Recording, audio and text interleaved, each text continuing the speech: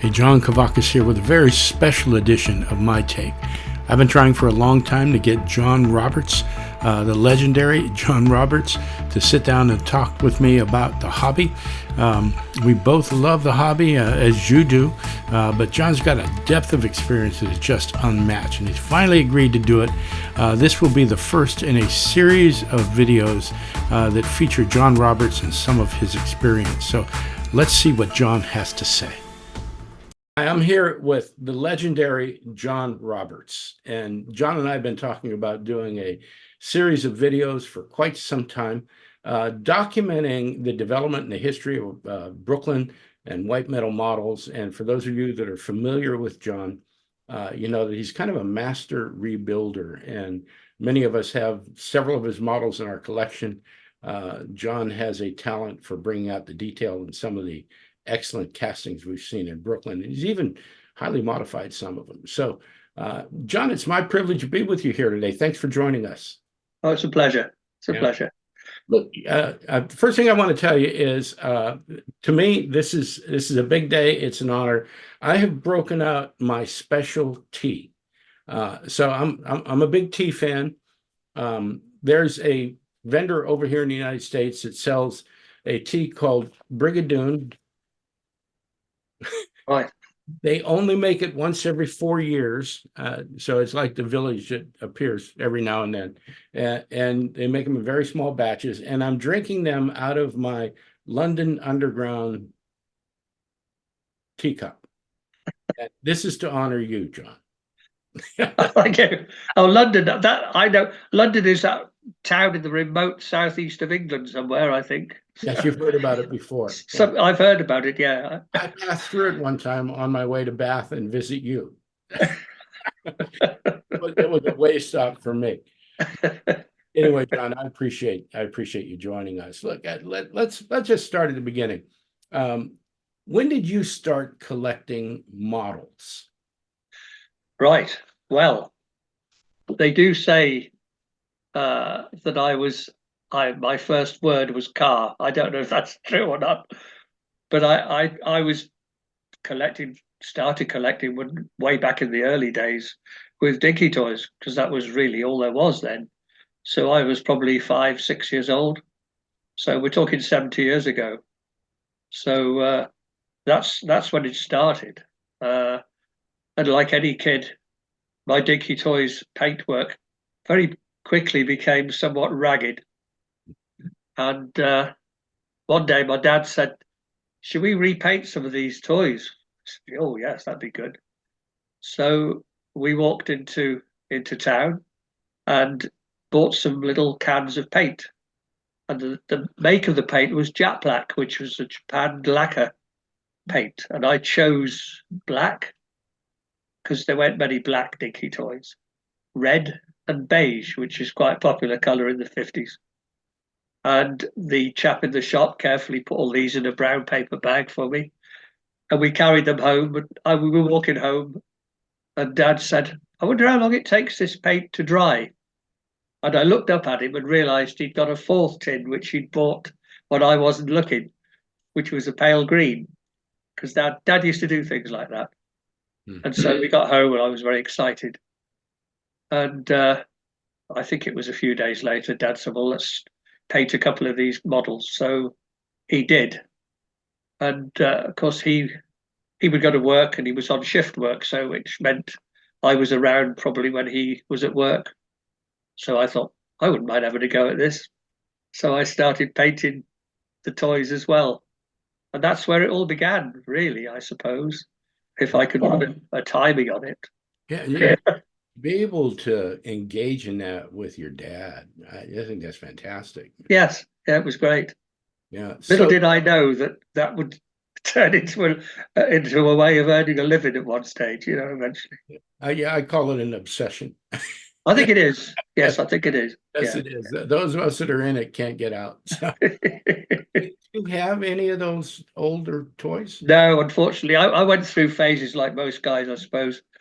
I went through a phase of dinky toys, and then Corgi came along, of course, and Spot On, all the various die casts. And then I went into kits, into Airfix kits.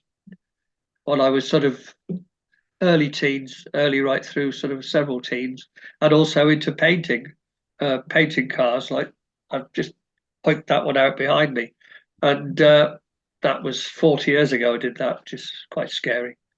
But so I sort of left Dinky Toys, and I think they must have gone. I must have sold them or whatever, and then of course got interested and started trying to find them again.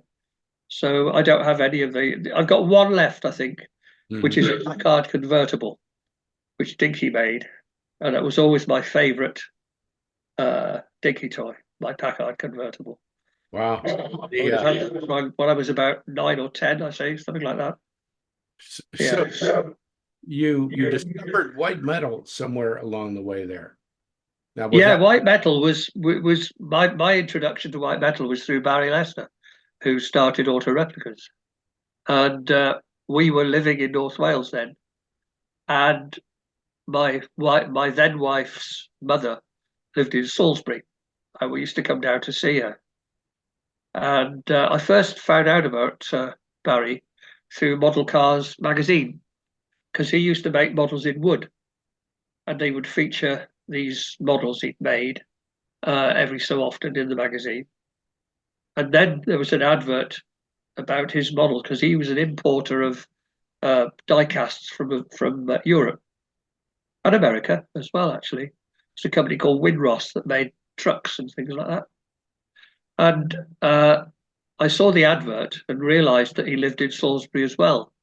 So I managed to escape one evening from my mother-in-law and wife, and I went to see him. And I spent far too much money with him. At the time, he was involved with a chap called Leslie Earl Bath, who was a business partner, and Leslie was based in France, I think. Could have been France, or it might have been Holland. I can't remember now. But so there were all these models I'd never seen before, like Solido and Lion Car and Mercury, and from all over the place. And of course, I spent far too much money and got into severe trouble. Uh, but then I would go to see Barry on a regular basis every time we went down. And then he moved down to Poole near the coast. And I went down to see him one day, and he said, "I'm making my own models now, my own kits." And he said, "This is," and he showed me an ERA and also an AC Cobra. And I bought the AC Cobra kit, which was my first white metal model. Oh, wow. And when we got home, I decided I wanted to make this because it needed, like a lot of kits in those days, quite a lot of cleaning up. So I got going with a file and sandpaper and various things, and realized that if I didn't stop cleaning up, I'd wind up with an Austin Healey Sprite because the metal was just disappearing in front of me. So I realized the qualities of white metal, or the characteristics of it, pretty early on, I suppose. So that was my first one. Then I bought a Western Models kit of a Bentley through Model Maker magazine, who I can't remember the place I got it from. That was the second one, and then it gradually came on from there. So your first white metal involvement was with kits. Yes. Yeah, that's interesting. Was that pretty much the only way they were available back then? Yeah, virtually all of them. I mean, it was the golden age, really. All of a sudden, there were all these little makers all over the place making models of stuff with varying degrees of accuracy, of things that nobody had ever had before, nobody had ever dreamed of. I can remember even back in childhood, we would talk as kids saying, "Oh, why don't they make a Dinky toy, make a model of this or a model of that?" And of course, they never did. It's been like that ever since. It's probably the same people, except instead of being 9 and 10, they're in the 70s now. Still saying, "Why don't they make one of these and why don't they make one of those?" But that's how it began. And I always wanted to see old models of old cars. And I can remember somebody with all the experience and knowledge of a 10-year-old saying, "Oh, there'd be no market for them." And I thought, "Oh, all right then." But I would love to have seen a pre-war car made by Dinky Toy in the 50s, but of course it didn't happen. So Wow. yeah. Okay, so you moved from Dinky and Corgi and those types of cars into kits and white metal. Um, when when was the first time you heard about Brooklyn? I think it would have been probably through the model magazines, I expect. And I think there was an article that then John Hall must have recently moved back to Britain after being in Canada. And he, let me think now, I was by then living in Wiltshire, and he would have been in Bath then, just moved into the factory. And I knew about Brooklyn models, but I didn't know where they were. And I realized that he was 16 miles away from where I was working at the time, where I was teaching. And I was at that stage making American cars out of wood. And I made a couple of models. And I needed wheels. Wheels and steering wheels are always the bugbear for a scratch builder. And I phoned him up, and he picked the phone up, and I explained who I was, etc. And I said, I wondered if I might buy some wheels from you. And he said, come in and see me. So I went over to see him and took the wooden models with me. And he very kindly said to me, oh, if you could work in brass, I'd give you a job, which is a very nice thing for him to say. But he showed me around the factory, and I took him a painting of a DeSoto, 1941 DeSoto, the one with the head, the disappearing headlights. I presented that to him, and he gave me a Buick Skylark, which had just come out. That was the newest Brooklyn at the time. In fact, I don't think it was actually on the market then.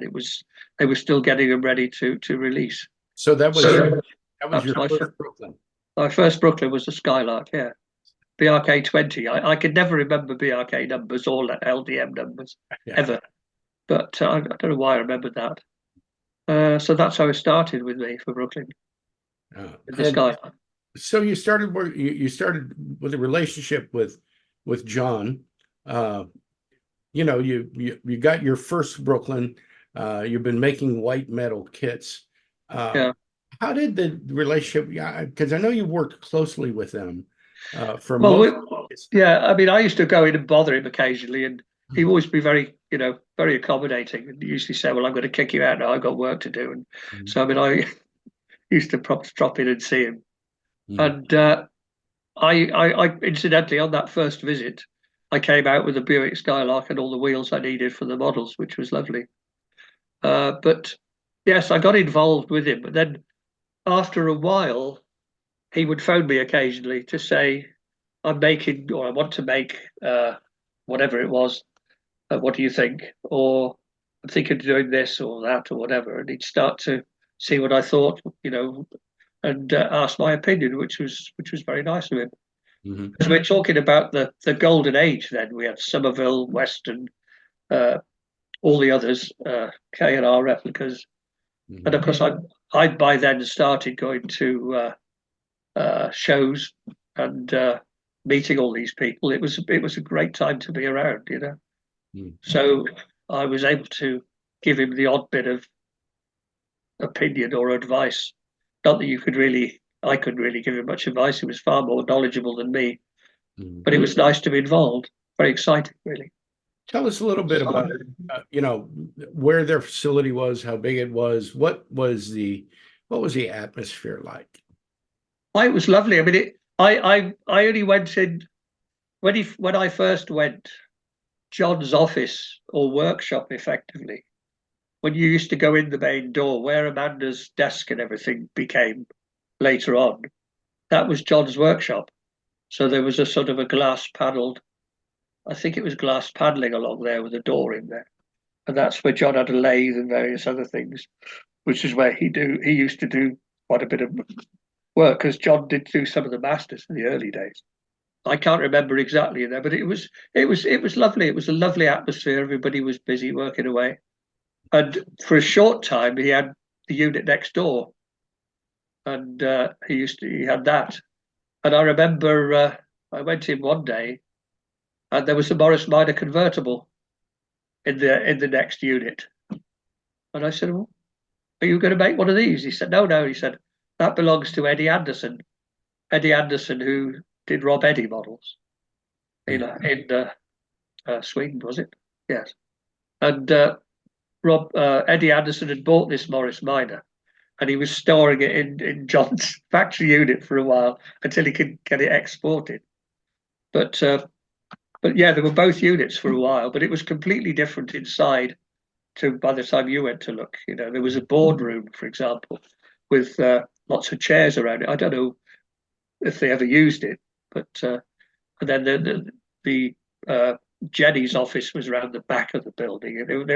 It was completely remodeled over the years several times, actually. Yeah. So who was making their masters? You said John Hall made some early on. There were a few people made masters. Ian Pickering made masters. Pete Kenner made masters later on. There was a chap called Greg Roberts who started thoroughbred models in this country. He made a few models. He made a Jensen Healy and a Vauxhall Firenze. Greg made a couple of masters, including I think he made the Edsel, the first Edsel. Yeah. And I know when they first cast that Edsel, the roof kept coming off when they were bringing the castings out to do something about that. There was another company in later years that Nigel used, who made a couple of models. They did the Imperial and the Studebaker President Speedster, the one that was done in silver with the black wings, and then in green, two-tone green, I think. They did that one, but they didn't last. And then later on, when Lansdowne started, it was John Wright Model Making in Bristol who did most of those. So there were quite a few people. Those people that you mentioned, some of them are legendary. Ian Pickering, Pete Kenner, and were they freelancers that were working for the other white metal companies as well? Yes, they would have been. Yeah, because I know Pete made a few Somervilles as well. Doug McHardt made Somervilles too. Obviously made his own masters, but Pete made some for him. He did the Sunbeam Talbot and the Hillman Minks. Ian Pickering made models for Brooklin and for Durham and Benny Mark, all sorts of people. There were other people involved as well, but those are the names I remember. So back then, and I know you were involved deeply with finding some cars for them and taking pictures of them, that sort of thing. Yeah. These days, almost everything's CAD CAM, but you could do things a little bit differently back then, didn't you? Oh yes, I mean, I first got involved with the measuring. With the Lansdownes when John Hall started Lansdownes, because he phoned me one day to say, could you come in? I want to have a talk to you. So I said, okay, fine. So I went in to see him, and he said, I want to make a range of British cars, and he said, I'm going to call them Lansdownes, and but he said, I want some advice to what to make, really. So I suggested a couple of models. He said, the one I do want to make is the Austin Healey Sprite, because that was Jenny and mine's first car. So that's how that one came in. But he said, I'd like him to have about 4 or 5 to start the range. So I suggested some of them. He borrowed the minivan castings or masters from SRC. So that was another one. And then the other ones I sort of suggested. And I got involved with the measuring because I had a couple of cars one car I had was a Hillman Minks, which they measured, and we had an Austin Somerset which belonged to a chap in my village. So that was measured. They were measured up at the pub in the back the car park of the pub, with lunch in the middle. That was great. That's how I first got to meet John Wright and Dave. Lovely people, but they'd never done model cars before. They're more well known these days for the Wallace and Gromit stuff, and working with Aardman Animations. So, but they also did most of the Lansdownes were done by John Wright Model Making.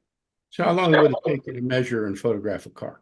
Well, I remember we went to Goodwood once to measure the AC 1680, which belonged to Lord March, And my son Stuart came with us. Nigel and Stuart and myself had a day out, went to Goodwood. Typically, it would take about 2 hours. Nigel would do all the drawings of the car, side view, plan, front and back, and we'd get going with the tape measures and rulers and goodness knows what, and loads of photographs. It was a time consuming business actually. We met some very interesting people over the years, and I think the funniest one was we did the Jensen dual cal Phaeton, which was a car I'd seen on my way when I was still teaching. It was in a garage locally being worked on, and I saw it one week, just the back of it, and thought, well, that's interesting. I wonder what it is. The following week, it was the same car reversed, and I recognised it as a Jensen. And Nigel went to measure it. We never found out who the owner was. He insisted that it was measured in a secret place, so nobody'd know whose it was. And Nigel went on his own. So that we used to get the odd bizarre thing like that Wow. happen. So is that how you picked the cars? I mean, somebody would see something they liked, or something would capture their attention. Oh, let's make one of those. Was that how it was done? Yeah, pretty much. I mean, John Hall was wonderful with his, because he would say somebody phoned. I remember once somebody phoned him up and said, "I've got a Lee Francis Woody. How about making a model of it?" And John said, "Yeah, okay." So John went to wherever it was and did all the measurements, came back and made it, just because he could. And then things like, I remember two of my probably more bizarre suggestions to John was the Stout Scarab and the Graham Sharknose. And I said, nobody's ever done those. And he said, oh, yeah. He said, we'll have a go at those. And John would just do, because he knew he could sell them. I think that was the big thing. He knew they would sell, because, as you know, back then, everybody, Brooklyn virtually could have made anything and it would have sold. Mhm. And I remember Dick Brown writing about the Stout Scarab. This one takes guts, he said. But yes, it was a car that nobody'd really heard of, and yet I felt an essential addition to Brooklyn's library, if you like, because Brooklyn were known for making stuff that nobody else was doing. I mean, like the Tucker, that was a classic example. John was nuts about Tuckers, and you've got to make a Tucker. Nobody knew what a Tucker was, but they all certainly did afterwards, So it educated the collecting public, I guess. So there doesn't seem to be a lot of consideration was put into, oh, we can make the sedan, we can make the hardtop, we can make the convertible. Not a lot of variations that were available on some of those cars. No, well, that was really a necessity towards, as the collecting market changed and the finances weren't there. Nigel needed to get as much mileage as he could out of what we had. And the first realization that different ones could be done was the Ford custom line. Was it the custom line? No, the main line that was done in red. And he was saying, we need to make something new, but I need to try and do it without spending too much on capital. And I said, well, why don't you make a mainline? Because nobody had ever done basic everyday bread and butter cars. They were all top end stuff or high end, whatever. So that car was made partially because it was very simple to do. There was no trim on it. It was an easy conversion to go from the original, what was it, the Victoria, wasn't it, the coupe, that lime green thing, to the saloon or the two-door. And much to our surprise, he couldn't make them fast enough. They were selling very, very well. Of course, then we got the police version out of it. And that was, I think, the beginning of thinking, well, there are variations to be done here. Mhm. And so that's how it really started. It was expediency as much as anything else. And So then it became, sorry, go on. Yeah, let's back up just a second, because we went from John Hall to Nigel. Yeah, Were you there for that transition when John yes. decided to Yes. get out? Do you know what was behind those decisions? Well, I remember we had the Wessex Club. We had a model motor show in Chippenham, and John came along and did a big display. And he came up to me afterwards. He said, "I've sold the company." I said, "Oh, okay." And he said, "I thought I'd let you know." He said, "Will you come out? Will you come over and see me?" So I went over to see him to the factory, and we went out to lunch. And he said, "I've sold the company to the workforce, or to Nigel and the workforce." And I said, "Oh, okay." Uh, so he said, I think John had felt he'd had enough. He wanted a bit of a change, and decided that was the way it was going to be. Uh, and I went back to the factory with him, and I was in the office, and Nigel came in and said, "Oh, could I have a word with you to me when you're free?" And I said, "Yeah, sure." And I thought he's going to tell me to clear off because he's in charge now, and you know that's it. So that was what I was fully prepared for. And when I went to see him, he said, "You've been involved, with John." He said, "Would you be prepared to carry on and be involved with me?" And I said, "Yeah, of course." So that's how it started, really. So for me, it was a fairly seamless procedure.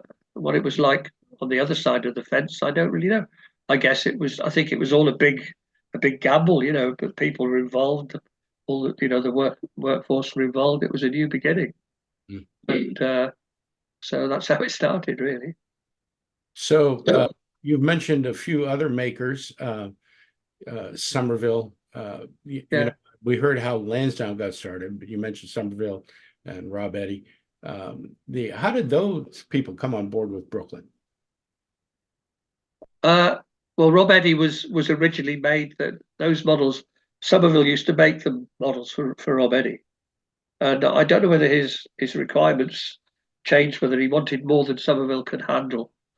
But they ended up coming into the Brooklyn fold. I don't know really the ins and outs of that, but that's how that started. But I got to know the Doug McHard at Somerville through Model X, really, uh, and I was I used to do awful things to Somerville, opening doors and engines and all sorts of things. And the first year I went to Model X, I took an Austin 10, which I've done. A friend of ours, a family friend, had a real one, a Conway Cabriolet, which was like the Austin 10 but with a rollback roof.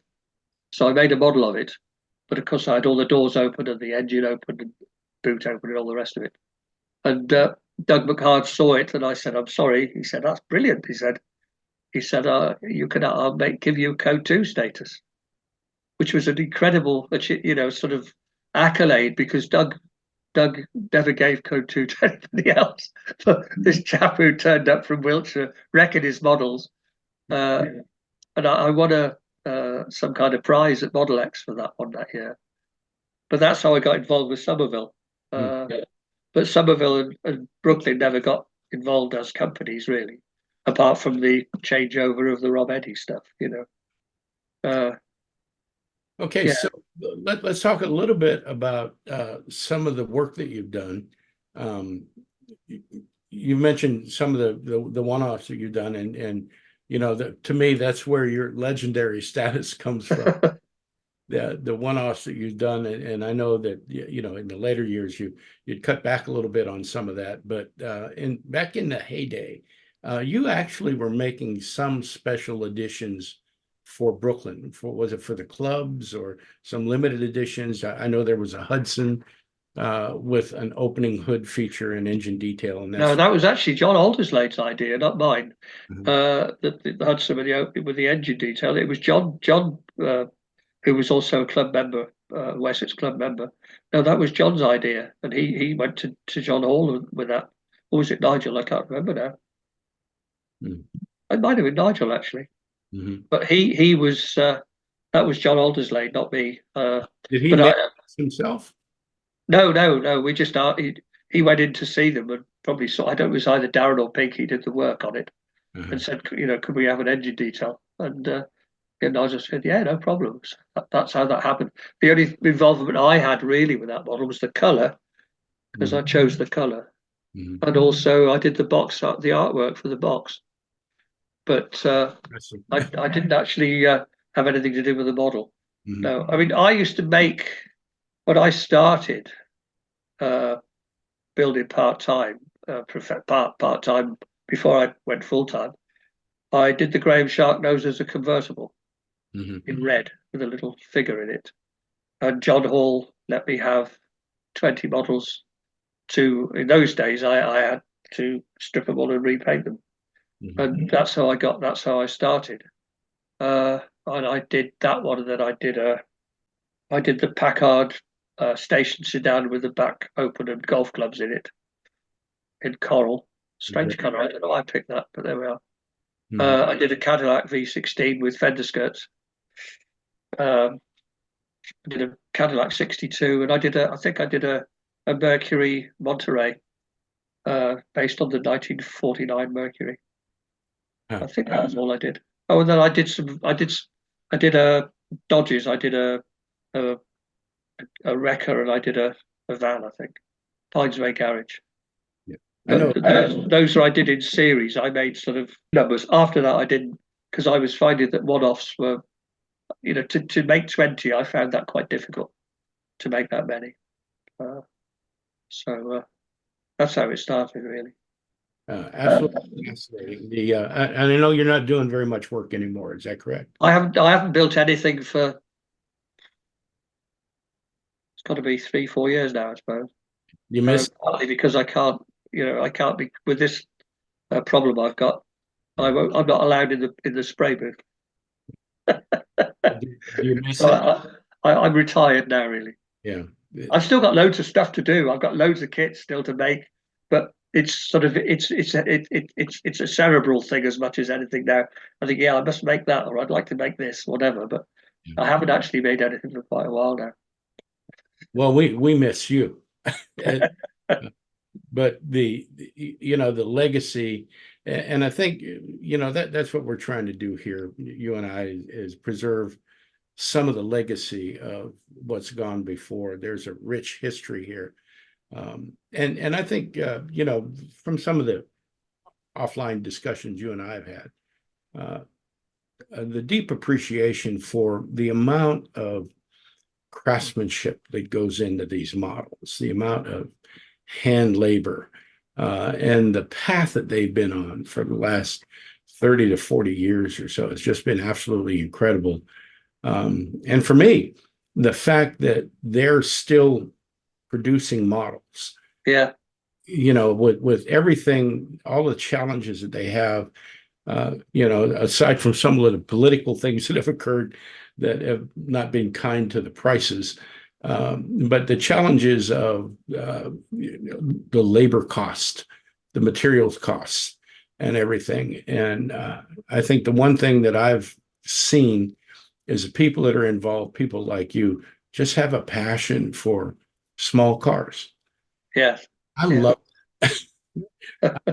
I love it. It's not just the small cars. I spent a lot of time talking to Simon at Brooklin, and his zeal for accuracy and fidelity in the models, and that's what kind of keeps the hobby going. It keeps it interesting, gives us little gems that we can appreciate. And so I'm just hoping that between you and me and the people that watch these videos and everything, we get a sense of an anchor for the hobby. I mean, we love the hobby, and some of us are getting a little older, and if we don't tell our stories now, they might not get told. So I appreciate the time that you spend with me, John. It's a pleasure, John. Always is. You know that. It's okay. So before we end this chapter, this episode, what's your favorite model that you've worked on? The favorite model that you've made? You got one on your shelf? You kept it? You got fond memories of it? What is it? Yes, I think. Well, I don't know really. I did. There's one that upstairs, which is in very sorrowful condition now. But It's a Hillman Big saloon, which I had the real car, and I made that one with everything open because, of course, having the real car in the garage, I was managed to get all the details without having to look it up in books and things. And that one has got a special place. But I used to do those silly super detail ones I used to make 5 or 6 a year, and that was all. They never made any money, although they were expensive for somebody to buy. They used to take so long to make. But I think that was one. And the other one that I don't have was the uh, Series 90 Buick limo I made for Mr. Bulgari, which I just decided I'd like to make that. And I had fun making it, and Nigel took it over to him, which I don't know if it's in his collection now, but I enjoyed making that one too, because it was a lovely, big, chunky model. And it is in his collection. Oh, that's good to know. He told me about it. Oh, did he? Yeah, yes. Yeah. And that's the other thing I think that people don't necessarily appreciate about Mr. B. He's got the same passion we do. Yeah. He's got the same interest in small, detailed, well-made little models. Yes. He's one of us. But he was showing me his collection when I was up at the NB Center, and he told me about the Buick that you made for him that he had over in his. So I'm glad it's still there. I'm glad he's got it. And of course, one of the other ones that I really liked was the one that you had, but it was in kit form by the time you got it. Oh, that was a heartbreaker. That 53 Buick, was it a 54 Buick station wagon? Yeah. It was such a heartbreaker. I opened up that package and went, "Oh my God!" You were so kind and so responsive. I just really appreciate the work that you put into that model, and I'm sorry we don't have it to show anybody, but I think it's probably just as well. Well, the pictures I had were absolutely phenomenal. So yeah, I enjoyed that. In fact, I know I talk too much. That's my trouble. But I remember making some Buicks for Brian Lawrence, as you know. Brian's a big Buick collector, and was able to do the variations for him, like the 55 estate, based on a 54 and a 55. And I think I did a Roadmaster convertible for him, a 55 or a 56. No, did I do a 56? I don't remember. I don't know. I didn't do any 56s, apart from the ones I did, which I've got a couple from me. Yeah, those 56 Buicks. That was my last big show, really. The last ones I did were those. Oh, and they were beautiful. They were just beautiful. Yeah, and you mentioned Brian. Brian he collects airplanes too. Yes, he likes to play them all together. He's just a really great guy. Yeah. But I've met some. One thing I'll say, I've met some wonderful people in this adventure, and I was so lucky to turn a hobby into a living. That doesn't happen very often, and we all benefit from that. So.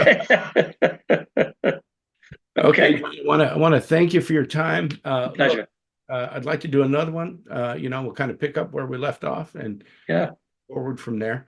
They'll be useful for people who have insomnia. We'll both work on putting them back to sleep. Thank you so much, John. Okay, it's a pleasure.